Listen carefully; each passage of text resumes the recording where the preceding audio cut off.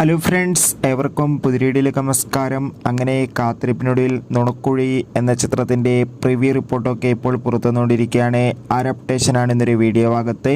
വീഡിയോയിൽ മുൻപ് video like ചെയ്യുക, ചാനൽ സബ്സ്ക്രൈബ് ചെയ്യാൻ വേണ്ടി ശ്രമിക്കുക.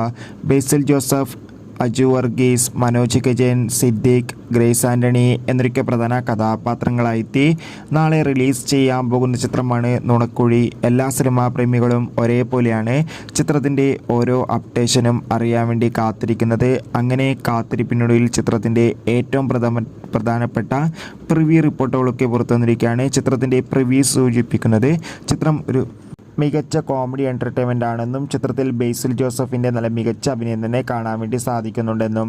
എന്തായാലും കാത്തിരിക്കാം. നുണക്കുഴി എന്ന ചിത്രത്തിൻ്റെ കൂടുതൽ അപ്ഡേറ്റിനായി എത്ര പേരാണ് ചിത്രത്തിൻ്റെ റിലീസിനായി കാത്തിരിക്കുന്നത് തീർച്ചയായും കമൻറ്റ് ബോക്സിൽ രേഖപ്പെടുത്തുക. ഈ വരുന്ന ഓഗസ്റ്റ് സെപ്റ്റംബർ മാസം ധാരാളം ചിത്രങ്ങൾ OTT റിലീസ് ചെയ്യുന്നു. ചാനൽ പരിശോധിച്ചാൽ കാണാം. Bye bye.